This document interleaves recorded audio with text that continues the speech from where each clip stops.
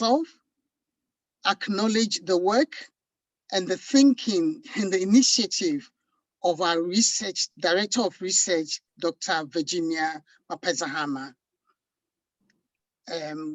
So I have introduced Virginia as the Director of Research. My name is Juliana Nkrumah. I'm not Juliana English. I went into a webinar and put in English besides my name because I wanted English translation, and my name has become Juliana English. No way am I Juliana English. My name is Juliana Nkrumah. I'm the founder and current president of African Women Australia. African Women Australia was founded in 2009 and established as an African women's organization by African women for African women. And you would wonder why we want to emphasize the by and the for.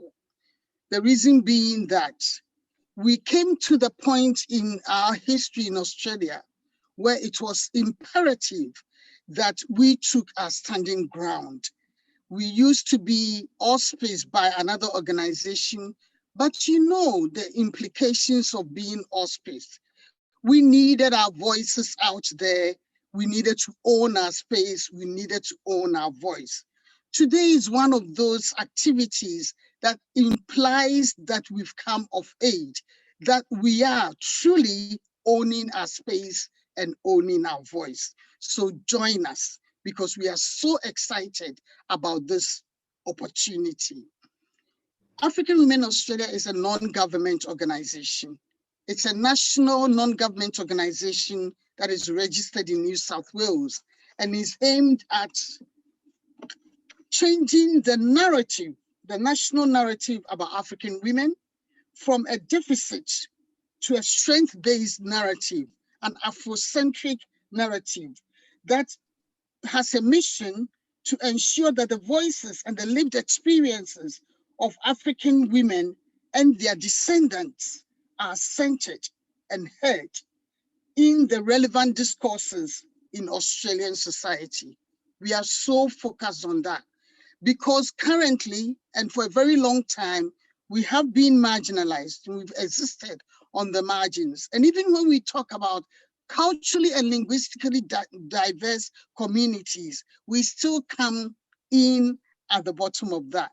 And what we are saying is that we are not happy to dwell on the fringes because we do have the strength and the capacity to engage where it's necessary to engage at the center. Welcome again to our webinar series, which aims to bring our perspectives to the national conversation.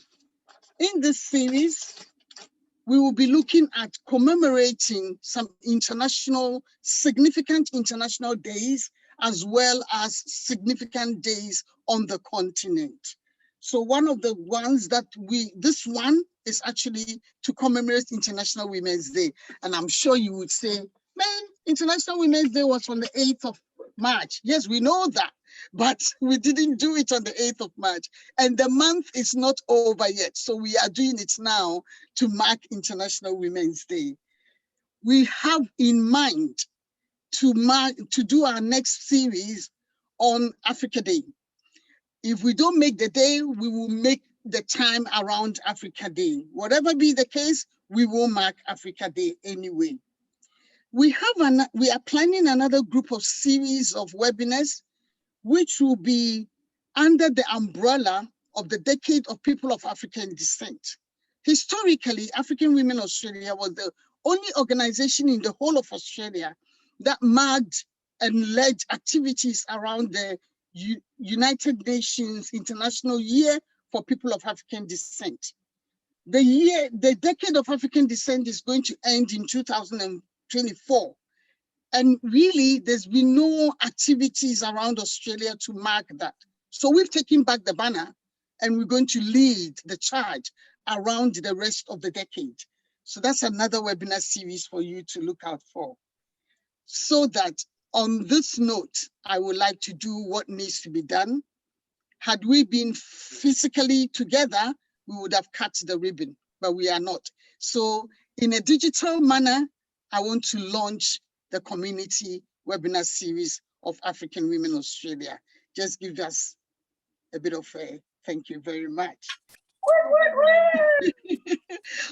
Thank you very much. On this note, I would like to also introduce you to the fact that we are also beginning to work with allies, seriously working with allies.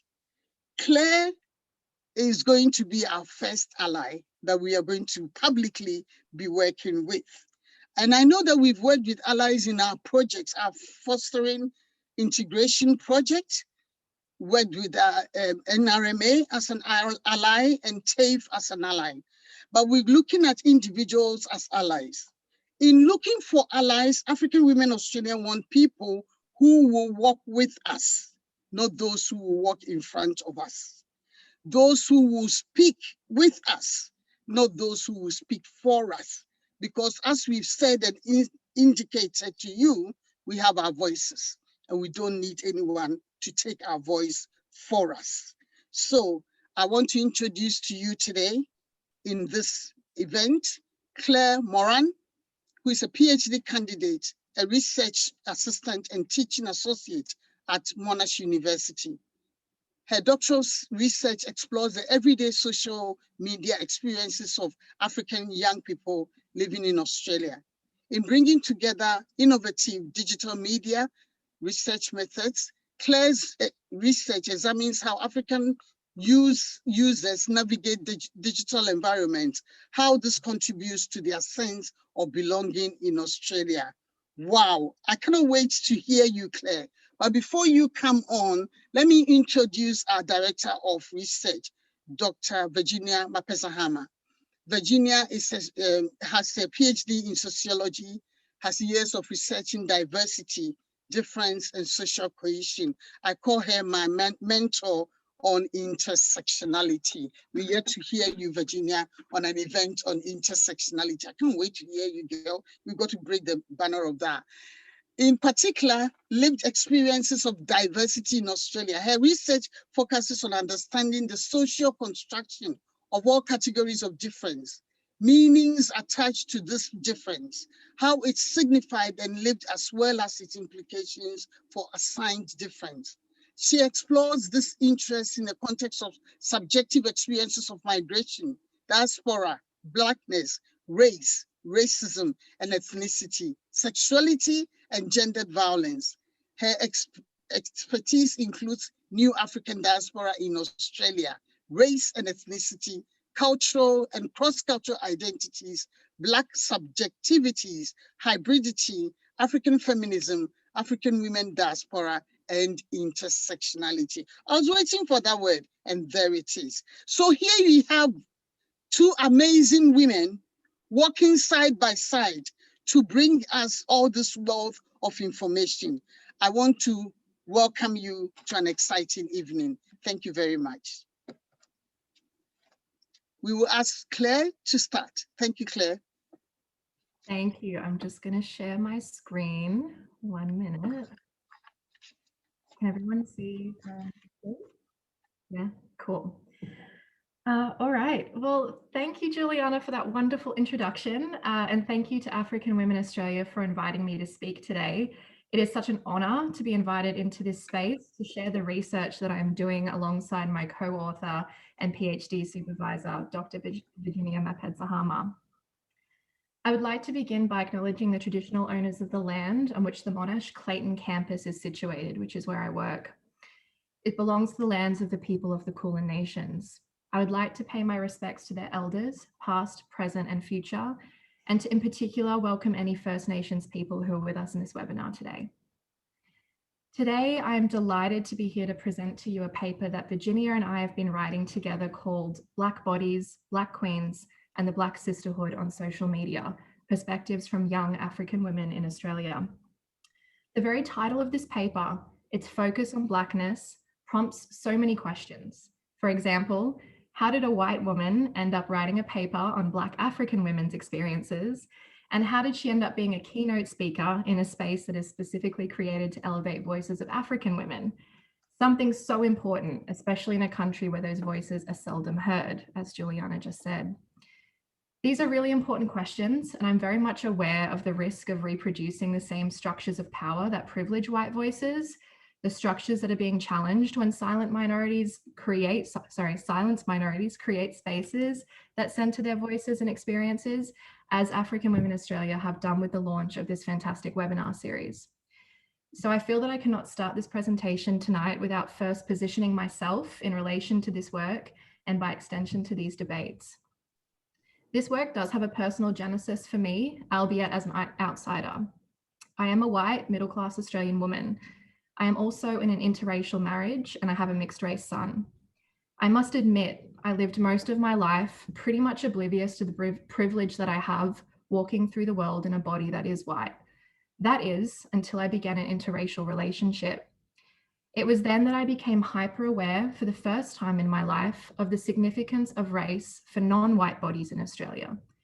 It became very clear to me that the way that someone looks has an enormous impact on the way people see them and therefore the way that they experience the world. In seeing this so clearly, I couldn't help but become acutely aware of my body, my whiteness, and the way that I experience the world and the privilege bestowed on white bodies. I'd say that this was the beginning of what, even many years later still, is an ongoing education and an ongoing commitment to understanding how embodied differences like race and ethnicity shape the social worlds of different individuals and groups of people. Yet, even while being interested in race as a justice issue, my initial interest in this topic was from the perspective of a social media researcher. I have a background in communication and media studies, so I've always been really curious about the role of digital media in the lives of different groups of people.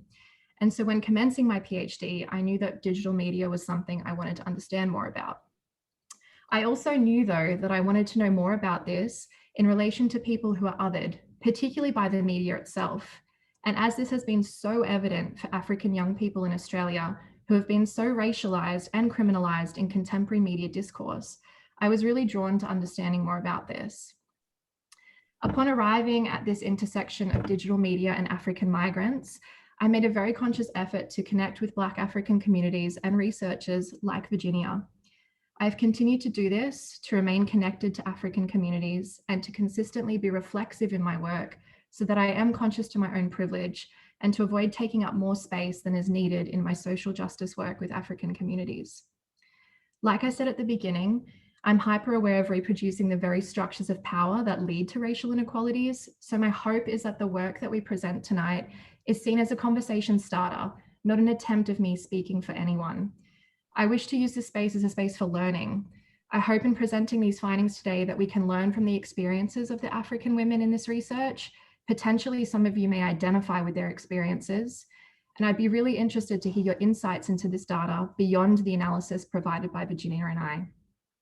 The desired outcome from this research is and always has been to utilize my white privilege to continue to create listening spaces within the broader Australian community where the voices of young African people in Australia are elevated and centered and, most importantly, heard.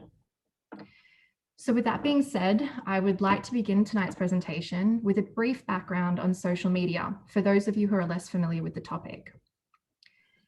Digital media scholars have noted that social media has become an essential part of everyday life for people around the world. Globally, it is estimated that there are approximately 3.8 billion active social media users. Scholars such as Dana Boyd argue that social media in particular has become increasingly important for young people today. For youth who live in a world with increasingly restricted mobility, freedom, and time, social media plays an essential role in extending their social interactions beyond the schoolyard. Globally, we can see the popularity of platforms such as Facebook, Instagram, Snapchat, and TikTok are increasing, with an ever-expanding number of updated and upgraded features such as Instagram Stories or IGTV, creating new possibilities for user engagement. Popular public discourse about social media often tends to focus on its dangers in regard to mental health, privacy, identity theft, cyberbullying, doxing, and so on. As a digital media scholar, it is often frustrating to me that so much of the positives of social media are neglected in these public debates. There is an abundance of research that explores the benefits of social media for young people across an array of different topics. For example, the use of social media to access support services, such as online forums about depression and anxiety, to participate in political movements, such as Black Lives Matter or March for Justice, to connect with prospective employers through platforms like LinkedIn, and to strengthen existing social relationships. 2020 statistics estimate that 18 million Australians are now active social media users, spending on average 1 hour and 44 minutes on social media per day. YouTube, Facebook, Instagram, and Snapchat are among the top social media used by Australians. Increasingly, TikTok is becoming more popular amongst young people in Australia, and the pace of this is startling. When I first began collecting data for this project in mid-2019, only a few participants were using TikTok. At the end of the study, only a year later, most participants had created a TikTok account and were using it regularly. So if young Australians are spending nearly 2 hours per day on social media, what are they doing? Well, for some young people, they're documenting and sharing parts of their everyday. They like to use platforms like Snapchat, where they can use different filters to make fun, entertaining videos to send to their friends and family. They're using platforms like Facebook Messenger to chat with their friends, to talk about schoolwork, and to organize meetups.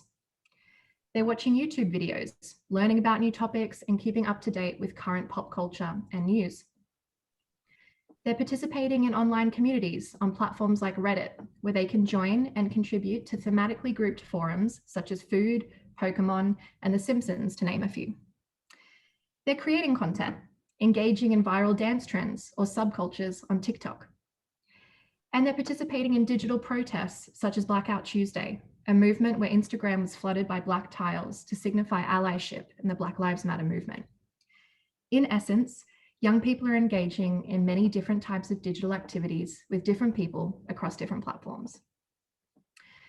So the paper that we are presenting today draws on a subset of data from a bigger project, my PhD project, which explores the role of social media in experiences of belonging for African young people in Australia. My PhD, entitled Afrocentric Youth Perspectives of Belonging on Social Media, which I'm currently about halfway through the process of writing, draws on the experiences of 15 self-identifying African young people aged 16 to 25. Over the course of 6 months, I followed my participants on their social media platforms, which was most often Facebook, Instagram, and Snapchat, documenting the sorts of practices that they engaged in. This was in addition to an initial semi-structured interview using the scrollback method, and further, ongoing dialogues throughout the study using social media messaging. If you're interested in hearing more about the methods I used to collect this data, I'll provide the details of a recent publication where I detail this in more depth at the conclusion of today's presentation. Alternatively, I'm happy to take any questions about this during question time. During the course of my PhD research, it became clear to me that the way that the young African women in my study navigated their racialized identities in digital spaces was distinct from the male participants and therefore warranted a separate discussion. Additionally, the lack of research in this space is alarming. Despite the popularity of social media platforms in the lives of young people in Australia, there is no empirical evidence to date that centers the experiences of young Black African women in Australia on social media. And so this brought Virginia and I to the creation of this paper. Before diving into these findings, I would like to say up front that I'll be using the word Black throughout the forthcoming discussion. I recognize that as a non-Black person, my use of this word may be contentious, so I'd like to take a moment here to address my use of the term as it is used very intentionally and with an intended respect. I purposely use the term Black because it conveys the significance of skin color as a phenotypic characteristic that results in a number of shared experiences for those who are racialized as Black. Going into this research, I was not looking for experiences of Blackness. I just hoped to create safe spaces for young African people to talk about themselves and their digital practices. And yet, as you will see in the presentation of the data in the forthcoming section, Blackness is so central within the lives of these young people that it warrants a discussion, and both Virginia and I feel strongly that we must speak about it.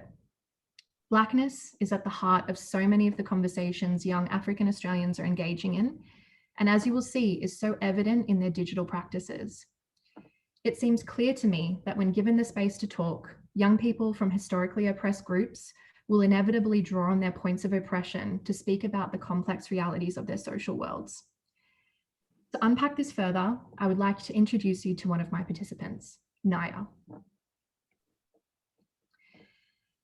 Naya is 18 years old and described herself using a number of terms: South Sudanese, Afro-Arab, and Dinkan. Naya was born in a refugee camp in Egypt and immigrated to Australia with her family when she was 2 years old. In her interview, Naya described the difficulties of being a Black girl growing up in a very white community in Australia. As a young girl, she lacked close connections to the Sudanese diaspora and did not have any Black role models within her everyday life. This led to an internalized self-hatred in her Blackness. She told me that when she was 11 or 12, she bleached her skin every day in an attempt to be less Black. Despite having lived in Australia since the age of 2, Naya struggled to connect to an Australian culture and to feel pride in being Australian. Importantly, Naya also reflected on the role of the media in this disconnection to Australianness. She commented that the media doesn't like me, the police don't like me, which highlights how experiences of being racialized by the media and by the police contributed to her animosity towards her own body, which led her to feeling completely isolated in her identity as a Black woman. Naya described the moment she first created a social media account as one of the most pivotal moments of her life because it formed so much of her identity. She explained, "I hopped onto social media, I'd say after the death of Trayvon Martin and Mike Brown in 2012 and 2014, when Black activism and Black consciousness became a lot more popular and relevant. So I'd see lots of Instagram posts and it would just explicitly feature Black women who looked like me. And having that on social media, seeing the popularity and seeing them being self-assured encouraged me to do that. I started to go natural with my hair when I was 14. At the time, everyone was like, what are you doing? That's weird. But now it's become popular. The second thing social media has helped is it's made me think critically. It's definitely expanded my thoughts a lot, just in regards to race relations, class relations, the way I interact with the world, and how the world interacts with me." Throughout the study, I noticed that Naya used social media, in particular Instagram stories, to highlight how her everyday in Australia is highly racialized. I would like to share an example with you to demonstrate how she did this. For those of you who are not familiar with Instagram stories, a story is a type of post that is only visible on Instagram for 24 hours, unless the user saves the story in their highlights on their profile. Naya's use of stories is significant. Because of its ephemerality, these racialized moments are presented to Naya's followers as seemingly typical, mundane, everyday encounters that she experiences.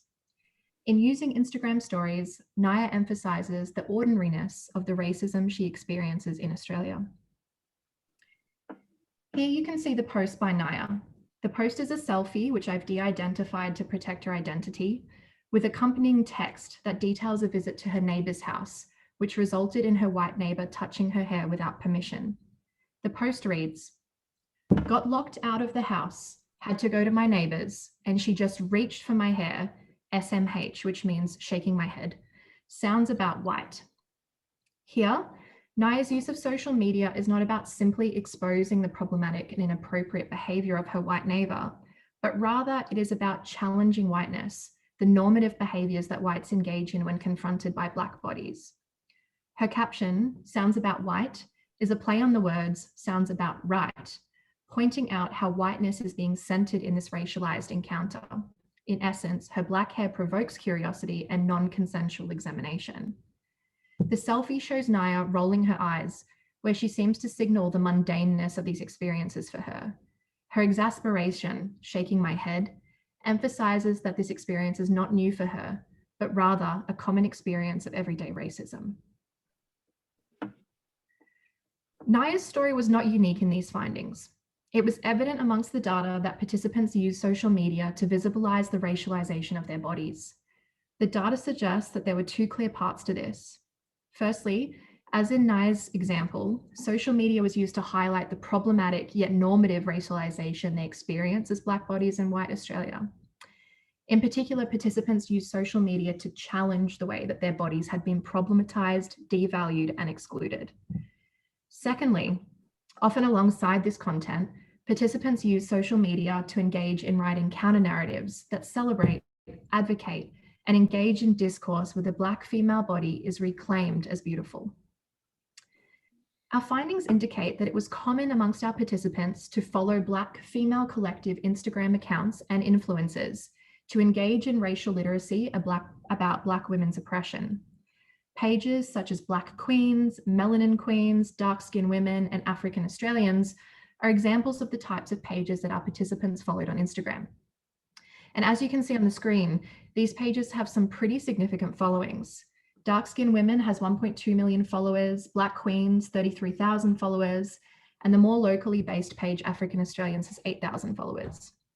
You can see in just quickly glancing at these pages that these are spaces where the Black female body is visibilized. Our data indicates that amongst the posts featured on these pages, there was a focus on content that highlighted the problematic ways that Black female bodies had been inscribed with racialized meanings and the consequences of this for Black women. For example, a post on the Instagram page Zim Queen Not Sorry features a photo of popular Sudanese-born Australian model Aduta Kek with the accompanying caption, "Did you ever realize how society judges dark-skinned girls, women? People think it's funny to make jokes about your skin tone. This has affected some of our self-esteem because we tend to start comparing ourselves with light-skinned girls." This post highlights how Black skin has been problematized and the damaging impacts that this is having on Black women and girls. These pages, created and curated by Black women, feature personalized stories of Black women which followers can relate to. An example of this is from the Instagram page Dark Skin Women. In this tweet by African-American woman Amanda Gorman, who recently rose to fame globally after she performed her poem The Hill We Climb at the inauguration of US President Joe Biden. In this tweet, Amanda shares her experience of being followed home and told she looked suspicious. Comments from other Black women on this post read, "Same thing happened to me," and "This makes me sick to my stomach. I'm so tired." The solidarity that women show each other when engaging in posts like this demonstrate the commonality of these experiences for Black women globally. It is clear that these pages are important spaces where the Black female body is not only brought back into focus, but where new counter-narratives are centered through visibilizing the lived experiences of devaluation, exclusion, and problematization of Black female bodies in whitewashed physical spaces. For us, these digital spaces are Black female empowerment spaces, where Black women can unlearn, resist, and reject the harmful racialized ideologies that they endure in whitewashed spaces. A significant finding of this study relates to the representation of Black female bodies in majoritarian narratives and constructions of the beautiful female body, particularly in mainstream media. In fact, participants perceived the missing Black female in these mainstream representations as its erasure from constructions of the aesthetically beautiful female body. Not surprising, therefore, social media, and in particular Instagram, are important digital spaces where participants can find images, videos, and stories that center Black female bodies and voices, with a particular focus on celebrating Black bodies as beautiful. This can be seen in the post on the screen from the Instagram page Black Queens. There is a focus on rewriting the narrative of Black women by visibilizing what they are rather than what they lack: beautiful, intelligent, compassionate, loyal, and powerful. If we take a closer look at the Instagram page I showed you previously, African Australians, we can see that these pages function by featuring their followers, who are asked to tag or direct message the page to be featured. This requires users to upload their photos to their Instagram account and to tag the African Australian account to be posted. Their photo is then featured on the page with their Instagram username, ethnic flag, and Black-centric hashtags, such as #MelaninPoppin and #BlackIsBeautiful, which work to build connections amongst African women on Instagram in Australia and globally. This type of engagement demonstrates that these are agentic choices that young Black African women are making. They are deciding to visibilize their own bodies on their own terms amongst a community of other Black women in these Black female curated spaces. They're constructing Blackness in their own way, reclaiming Blackness through the rewriting of contemporary Black female narratives. The visibilization of the everyday Black woman was important for participants. Participant Sarah, for example, emphasized that through social media, she could see people like me, listen to their experiences, get a sense of validation that there actually are people out there like me. I can find a group that I relate to. In particular, being able to access Black female influencers through social media was important for Sarah, as she was able to learn about hair, makeup, and fashion in ways that had been inaccessible within the white spaces she occupies in Australia. The use of hashtags by participants was a significant finding in our study, as they speak back to this collective effort amongst Black women globally to change the narrative of Black skin. In reflecting on the use of hashtags such as melanin poppin, participant Amy stated that they are a movement by Africans trying to empower other Africans. She saw this as important because it was a way to prove that, you know, they're worth some value. In presenting melanin as poppin, young Black women are attempting to shift the perception of Black skin by remaking it as on trend and thus in fashion, a stark contrast to the invisibilization of the Black female body in mainstream media. The popularity of this hashtag amongst Black women on Instagram is evident, with currently over 8 million posts showing diverse Black skin tones, hairstyles, and body shapes. For those of you who are unfamiliar, hashtags operate as a sort of cataloging system on social media. They are used to categorize content and make it more discoverable. So if I search for a certain hashtag, I am provided with all of the posts that have been tagged using that hashtag. In comparing popular beauty hashtags on social media, we can clearly see the significance of hashtags such as hashtag melanin poppin and hashtag Black is beautiful.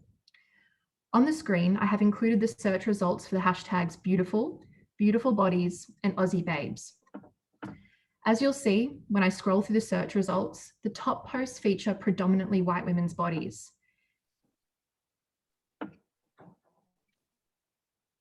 This is particularly evident for this last one here, Aussie babes, the more locally searched hashtag, where we can see again, Black women's bodies are not featured.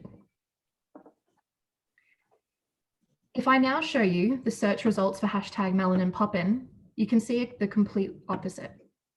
It is through these comparisons we can see the importance of Black female curated spaces and hashtags, which are being used to collectively rewrite and reclaim Black female bodies, visibilizing them in their own spaces on their own terms. And we can also see how the smaller community pages, such as African Australians, in using Black-centric hashtags, become part of a more collective narrative of Blackness.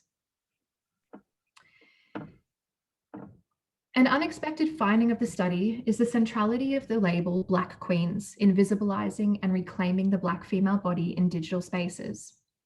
The label, used extensively in these digital Black female empowerment spaces, is about more than aesthetics, the beautiful female body. Rather, it is about Black pride, Black identity, Black power, and Black contestations. Words such as untouchable queens are used to position Black women as strong, in control, and self-assured. We would argue then that the Black Queen label disrupts the deficit and deviance narratives, troubling dominant notions of Blackness as inferior, problematic, oppressed, violent, and unknowing. The Black Queen is a statement towards a Black female empowered identity that seeks to challenge white power by positioning the Black female body at the top of the social hierarchy. Participants in this study use the term in a variety of ways, from using a simple crown emoji in a selfie, such as the post by Eleanor on the screen, to liking content that told them to remember who you are, as well as following Instagram pages named Black Queens or pseudo queens. In reflecting on the use of the word queens, participant Eleanor stated that it is used to express how important Black women are and that we shouldn't think of ourselves as any less. Being of value was thematically significant in our data, as alongside the Black Queens label, there was an emphasis on self-care and self-acceptance. Implicit in the use of the Black Queens label is the recognition of the devaluing of the Black female body in mainstream representations, and an explicit collective reconstruction of the Black female body as strong and sovereign, thus contesting and resisting mainstream representations.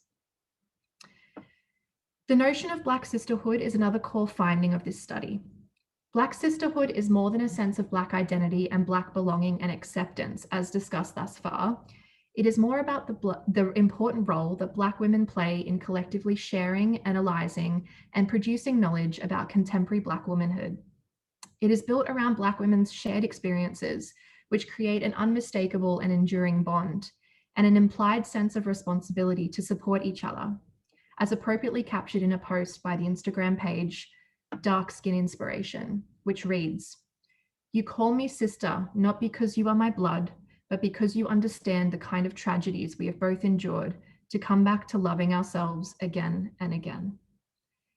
The solidarity amongst Black women in digital spaces is not only a reflection of Black women's shared struggles in whitewashed spaces that devalue and silence Black women, but it is built on those shared racialized experiences and connections. In collectively rewriting their shared narrative on social media, Black women constitute a sisterhood that continues to revolutionize contemporary Black female identity. An important aspect of Black sisterhood is its global outlook. It transcends regional, national, geographic, or even cultural and ethnic boundaries. Participant Naya, for example, explained in her interview that Black female role models had been largely absent in her local physical spaces, and therefore social media had been an important gateway for her to access and connect with other Black women. Naya drew heavily on the connections formed through the communities that she cultivated in her social media spaces. For example, in her interview, she detailed how she had met her best friend, a Nigerian girl living in America, on Instagram. While many of these relationships only exist through digitally mediated contact, Naya emphasized their importance, stating that without these connections, she would feel completely isolated. In closing, I would like to emphasize the importance of these spaces for young Black African women in Australia. Whilst our sample size was small, it is clear that there is emerging evidence in this data that highlights the significance of social media as a tool young women use to access content that helps them develop confidence and contentment in their Black bodies, which in turn assists them in their negotiations of their physical or offline realities in Australia. I'm now going to hand over to Virginia for her key takeaways on this research. Thank you, Claire. Thanks for that very, very intense, I think. I think most of you would agree with me that that was a lot of content and a lot of stuff. And very well articulated in terms of some of those experiences that people who move through this world in Black bodies actually experience, and how young women are using social media to navigate some of those experiences and some of those challenges. I'm going to slightly change our the format of the presentation. So rather than me talk a lot or go on and on about the key takeaways, perhaps we would leave a little bit more time for question time, because I'm sure people would have some comments and feedback that I would encourage people to use the chat function to either make a comment or whatever feedback they have, and Angelica will kindly be collecting or putting those together for us. But I do want to very quickly thank you, Claire, for that presentation, because I think it's a very critical conversation for me, at least, to have, in terms of having those critical conversations about race that I think for most people who are people who of Black or non-white embodiment in this webinar, we know that we're constantly having these conversations. We talk about them. We know what it's like to move through the world in a body that's actually labeled as other or problematized racially. But normally we're having these conversations behind closed doors. We're having them with friends, with family, and with colleagues. But as Juliana said in the beginning, that we want to have this open forum where we're bringing those issues out into the open, and we're bringing everybody together, not just people of color, but we also want allies to be involved in this conversation, because we all know that racial equality is a matter for everybody. It's not just for people of color or non-white bodies to be concerned about. And I think this is more important in a country like Australia, where, like you said, Claire, we still have those majoritarian narratives that very much infantilize and problematize Black African women. So we do need to hear stories of what's actually happening with with African women. What are young African women telling researchers? We need to hear these counter narratives because they do actually tell us not of, people who are helpless or who are unknowing, who are uneducated, like you said, Claire, but they tell us of people who are absolutely resilient, people who are absolutely agentic, and who make these conscious decisions to navigate these very problematic like physical spaces and create like or chart other ways in which they can navigate white spaces that actually invisibilize them. I think one of the things I remember Claire and I sitting there some time ago where we were like looking up online and we typed black hair and it came up with all this hair, and it wasn't like there wasn't any Afro, like any African hair, and we typed gorgeous women or beautiful women, and this is just on Google, and it comes up with like all these like white women's faces, and then maybe you'll have like Lupita Nyong'o thrown in there for good measure or whatever. I don't know why she's usually. It used to be Beyonce that you used to find. Now it's Lupita Nyong'o. I don't know why, but there's very much that invisibility, not just in their physical lives.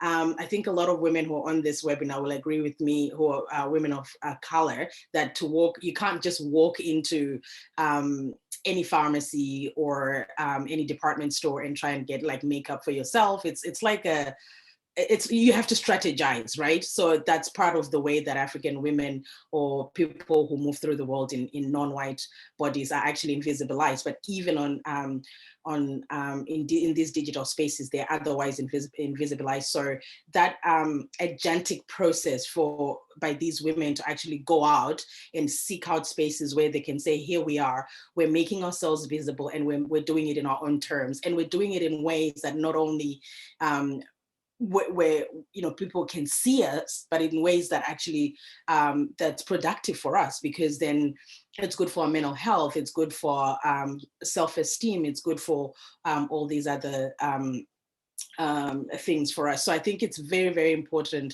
to hear this sort of narratives. The one thing that really stands out for me in your work, Claire, is the fact that, Juliana, I'm sure you'll like this, because I'm bringing intersectionality in.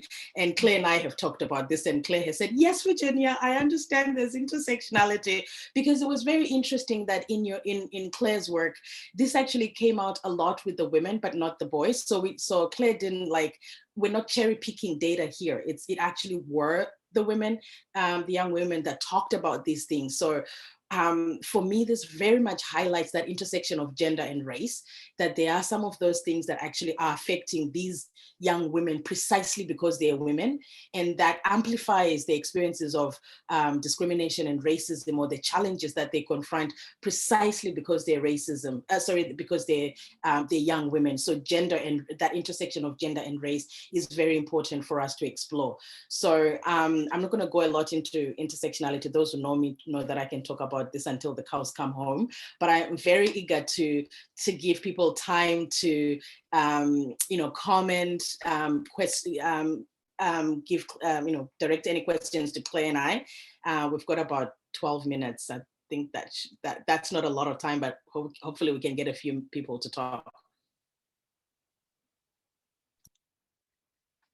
So Virginia, we have a few comments that have come through onto the chat. So everyone has been applauding Claire on such an insightful and great presentation. Could you just, Claire, give a bit more insight into, Niwa has shared onto the chat, thanks for a really insightful presentation, so much resonance with my own experience of growing up in Australia. I'm curious to hear more about your journey with the participants and how that evolved throughout the 6 months and beyond. Great question. Thank you. So some of the participants prior to the research, I had developed relationships with in my capacity as a volunteer. I work with the SAIL organization. So initially I recruited from those networks with who I had sort of previous relationships with. So those relationships are definitely ongoing. They sort of become really good friends of mine. And then there was sort of wider calls for participation on social media. And so some people I'd never met before signed up for the study. And that was really interesting to meet with them. And I should also say, I probably should say at the start that these were all very different ethnic identities that came through. Initially, I drew heavily from the South Sudanese community, but then this extended to sort of other people. I had Zimbabwean Australians, I had Rwandese, Congolese. I ended up having quite a lot of different ethnicities sort of that came through the study. And so, yeah, it was really interesting because obviously as a social media researcher, you're invited into some pretty intimate spaces.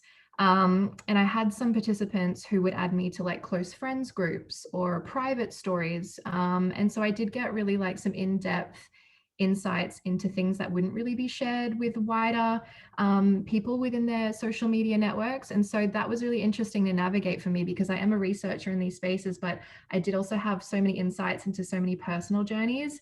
And I feel like that really helped with the depth of the data because often I would respond, you know, to these sort of posts and I would say, oh, like, can you tell me a little bit more about this? And my participants were so eager to share with me what they were doing and how they were experiencing these things that I felt like we did have such a really nice relationship that sort of went on for the 6 months. And then at the end of the 6 months, I sort of sent out another message to each of my participants and said, hey, like, the data collection's coming to an end, but I'm keen to, you know, stay social media friends and beyond if you want to, but very much it's up to you. Participants should always have that option, I think. And so many of them have not deleted me from their social media accounts. We're still very much following each other. I had a baby 8 months ago, so I've had a lot of them sort of check in and congratulate me about that.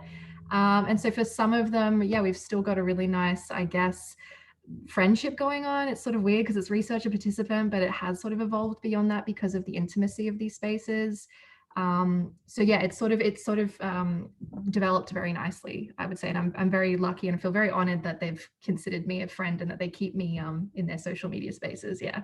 I hope that answers the question. Yeah, no, thank you so much. I was just curious because it is a very intimate, courageous thing for them to really open up and share with you. Yeah. I was surprised, to be honest. I was surprised at how much they were willing to share with someone who they didn't really know. It did surprise me. I think it speaks also to that yearning for connection and yeah.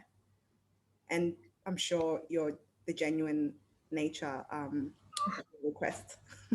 Thanks. I mean, Virginia, I think I talked sort of earlier on, like, I think if you give some of these young people just the space to speak, they've got so much to talk about and they've got so much that they do want to share. And I don't know if that was just I was in the right place at the right time. I mean, but they had a lot that they wanted to share with me. Thank you so much. Angelica. Yes, so I have a question that's come through from as well from Juliana, which is, what is the situation with the boys that were part of the projects initially?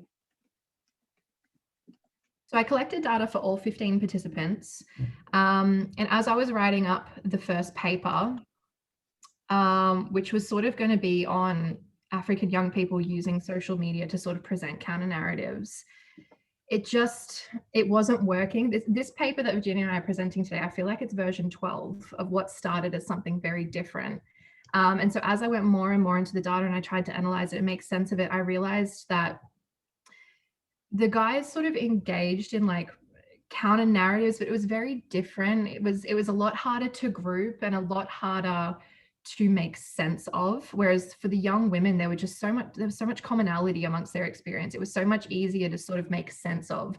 The young men were just a little bit all over the place. Some of them you know, were really sort of into their social media, and they did, you know, engage in lots of things around like the Black Lives Matter movement, and you know, it just there wasn't enough there to make sense of it in the way that the young women were. And so I don't know if it's maybe I just didn't have enough data on the guys. I don't know if it's because maybe I'm a woman and I was just able to sort of connect to that intersection, but there just wasn't enough that was coherent about the data from the guys. Great, thank you for explaining that, Claire.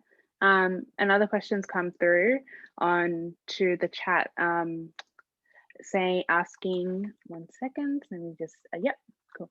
So I suppose this is from Violet. I suppose on the flip side, having a positive Black space so I suppose on the flip side of having a positive Black space, did you find any data at the phenomenon of how the majority of popular memes and GIFs often feature Black people with a hyper expressive speech and their problematic use?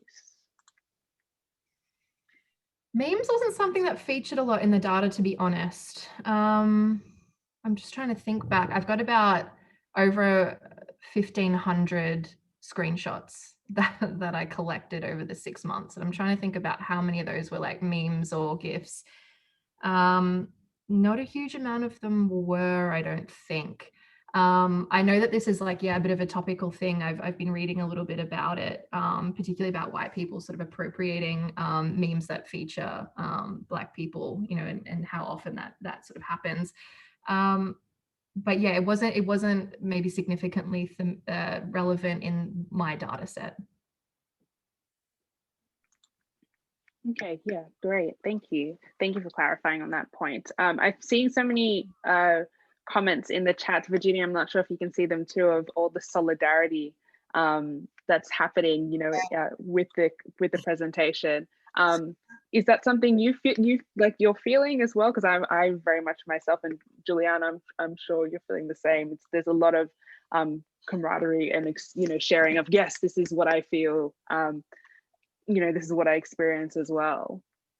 I think what I find, and Claire and I talked about this a lot, where we were sort of talking about how I think a lot of it will probably be like, there will definitely be a stronger sense of that solidarity of people relating to the findings of her study. And we've talked a lot about how her works in many ways, some of the findings of her work in terms of experiences of Blackness and that discrimination that you get on the basis of skin color. It's not necessarily something that is new, even in the Australian context, in terms of there's research that's already coming from the African academics and African studies researchers in Australia, that race is a very pervasive thing in the lives of African people in Australia. So we're not shocked that there's a lot of solidarity in the comments, but I do want to point out, like